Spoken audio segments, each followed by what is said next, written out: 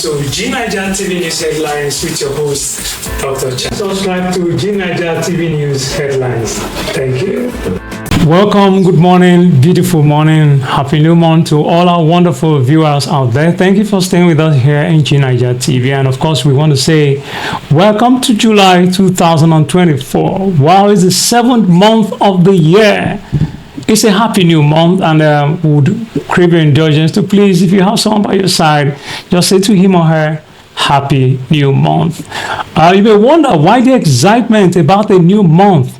Of course, you know that things in Nigeria these days have been getting from bad to worse. We've seen increased hardship. As of this morning, food inflation percentage has gotten to 40.5%, which means that we have had more of increased food prices. We have seen food stock hardly being made affordable for the citizenry. So like they say, survival in Nigeria these days is a big deal.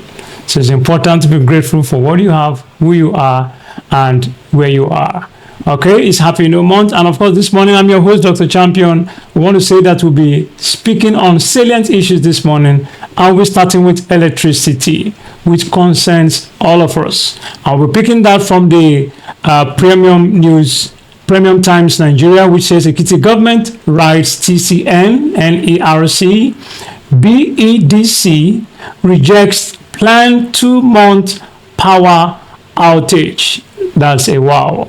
All right, the news in detail. The planned disruption of electricity in these 2 months amounts to an unacceptable economic, financial, and social price to be paid by the citizens of Ekiti State, and we totally reject such a plan, the commissioner said. The Ekiti State government on Sunday rejected the planned outage of electricity for 23 days out of the 2 months of July and August by the Benin Electricity Distribution Company, BEDC, saying that it amounts to an unacceptable economic, financial, and social price to be paid by the citizens of the state. The BEDC had, in a public notice aired on radio and other social media platforms, announced the planned outage for certain periods in July and August. In a letter written by the State Commissioner for Public Utility Mobility Aluko to the MDCEO Transmission Company of Nigeria, TCN Abuja, the MDCEO, Benin Electricity Distribution Company, BEDC, Benin City, and the Chairman, Nigerian Electricity Regulatory Company, NERC, Abuja, dated 30th June, he said no direct notification communication was made to the state government. The letter titled Re-Notification of Power Disruption Outage in Ado-Ekiti and Akure for 2 months, July and August 2024, for 9 hours each, between the hours of 8 a.m. to 5 p.m., which was obtained by Premium Times, read. Our attention has been called to the public notifications both in print and in jingles in English and in Yoruba of the intention of BEDC on the set advised by TCN to disrupt power supply to the transmission stations in Akure and Ado-Ekiti, and effect to adversely affect Ekiti and Ondo states areas for 9 hours each day between 8 a.m. to 5 p.m. from the 1st of July, which is today, to 31st August 2024. You want details of that? Please get yourself a copy of the Premium Times Nigeria and see the details of that story. And away from there, we move to something that was very, very hard and that brought the attention of the United Nations and, of course, the United States of America. The unfortunate Borno suicide attack or terrorism attack that happened on Saturday, 29th of June, that claimed at least 18 lives in Gozo town in Borno State. Now the news in details. Of course, the presidents have vowed to crush Boko Haram. And of course, let's have this quickly. The United Nations says we are horrified by attack on civilians. Federal government says incident is currently isolated episode. President Bola Ahmed Tinubu yesterday condemned last weekend's suicide bomb attacks in Goza, local government area of Borno State, and warned that purveyors of wanton violence in the country will certainly face justice. Tinubu described the incident, which resulted in the loss of several lives, as cowardly. He said that it was an isolated episode and the government was already taking necessary steps to secure citizens. Chairman of the Northern States Governors Forum and Governor of Bombo State, Muhammadu G9ija, also condemned the act and expressed condolences to the victims, government, and people of Borno State. Former Vice President Alhaji Atiku Abubakar said it was sad that suicide bombing was still resurfacing in the Northeast. Details of that can be seen in this paper. Please get yourself a copy. That's this day paper. And it's unfortunate to also state that the perpetrators of this dastardly act were actually female suicide bombers, which brings a twist to the dramatic pattern of the terrorists by involving female suicide bombers. What a sad one.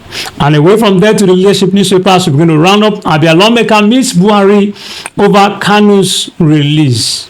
The member representing Ikwano Umuahia North and Umuahia South Federal Constituency of Abia State in the House of Rep, Honorable Obi Agbocha, has met with former President Muhammadu Buhari at his country home in Dara, Katsina State over the release of the leader of the indigenous people of Biafra, IPOB, Nnamdi Kanu, from detention. The lawmaker sought Buhari's intervention and support for a political dialogue and constructive engagement that could engender a resolution of the salient issues surrounding the continued detention of Kanu to facilitate and lead his release on pragmatic national reconciliation considerations. Details of that can be seen in the leadership newspaper. Please get yourself a copy.